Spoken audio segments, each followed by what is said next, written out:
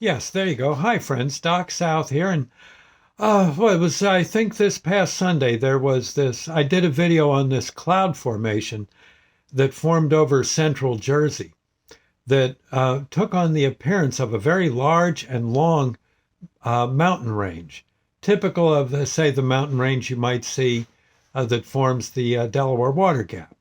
Um, it like I said, there was this cloud formation that in the morning, as the sun came up, appeared, and it honestly looked like a new mountain range had come up overnight, and yet it was just clouds, and but very convincing.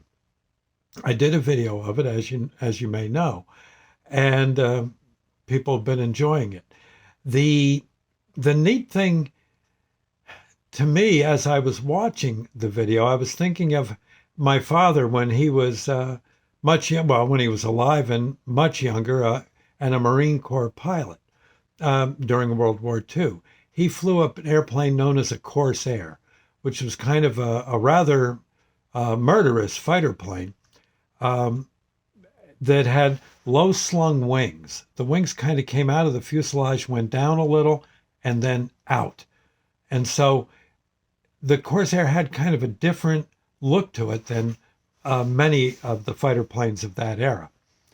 And one thing my father found, he found this down in Texas.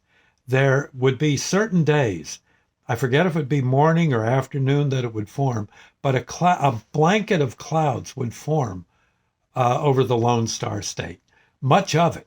Yeah, this would be a big cloud formation, and it was flat on top. White clouds with a very flat top. And what he would do is he would get his Corsair down into the clouds to where you couldn't see the wings and not much of the fuselage, and just his head would be sticking out, and of course the cockpit window, the cowling, I think they call it. I could be wrong. Forgive me if I am. And just a little bit of the propeller going by. And what he'd do is he'd gun it.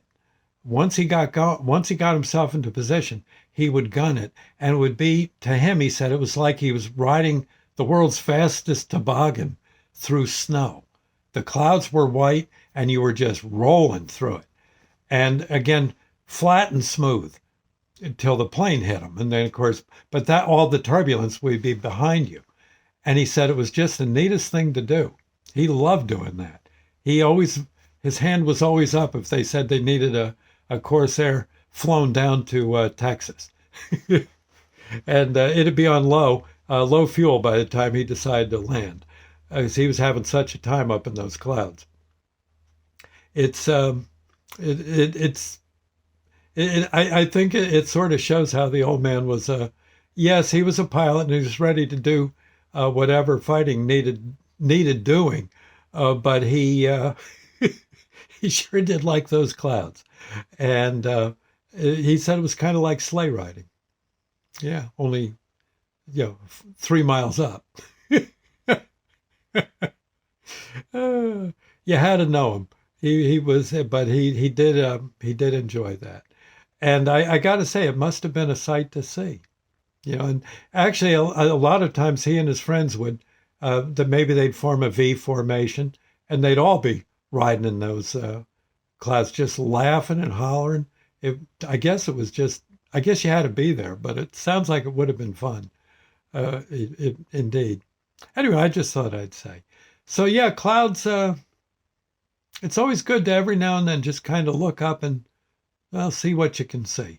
I know the other day I saw a cloud that looked like a basset hound. I swear it did. Had the ears, the nose, the little stubby legs rather, and it was yeah, it's just amazing. Some of I got to admit, I must have got it from the old man. I love looking at clouds and seeing what formations they take. And anytime I'm lucky enough to be in an airplane, I got to say, I'm watching clouds about as much as anything. It's who wants to read a book when you got clouds to look at, huh?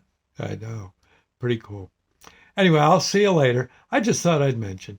God bless, and well, every now and then, take a look up at the sky. You might be surprised how cool some of the designs Mother Nature makes for us will be.